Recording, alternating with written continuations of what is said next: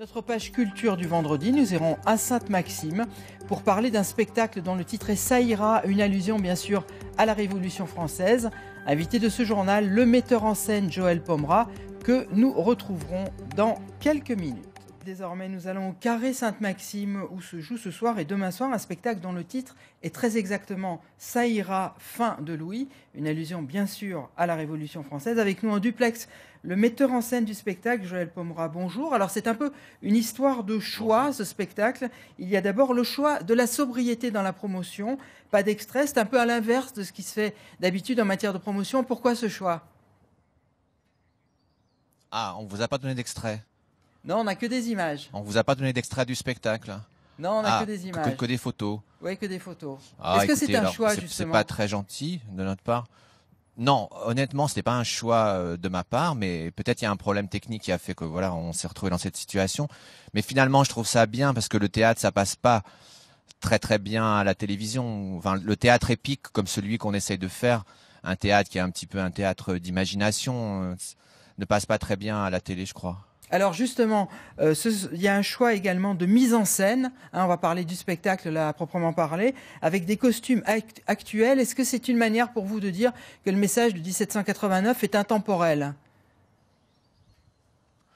Non, intemporel, non, ce serait faux de dire ça. Chaque situation historique a sa propre réalité. Donc ce serait faux de vouloir faire une comparaison absolue. Mais il y a des rapprochements, c'est évident, voilà. Mais la première raison qui a fait qu'on a voulu actualiser cette révolution française, c'est qu'on voulait pas que les gens la regardent comme quelque chose qui était révolu, qui appartenait justement à l'histoire et aux livres d'histoire. On voulait donner la sensation aux gens qui vivaient un événement au présent. Et finalement, on a cherché comment produire cet effet, et le fait d'enlever les perruques, la poudre, les costumes un peu folkloriques de la Révolution auxquels on est un peu trop habitué, ça permet de créer cette sensation que les choses, c'est comme si elles se passaient aujourd'hui, maintenant, en tout cas dans un présent.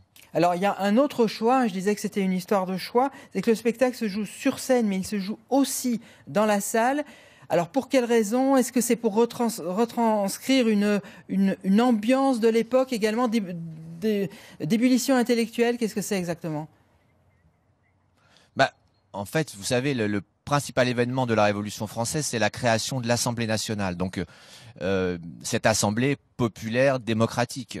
Donc, pour pouvoir créer ce lieu, ce décor en quelque sorte, on s'est servi de la salle, donc de l'endroit où les spectateurs se trouvent, pour suggérer l'Assemblée. Donc, les députés sont mêlés aux spectateurs. Les spectateurs peuvent se retrouver en quelque sorte pris pour des députés de cette assemblée, et les orateurs se trouvent sur la scène, et finalement le décor de la pièce comprend à la fois la scène et la salle du théâtre.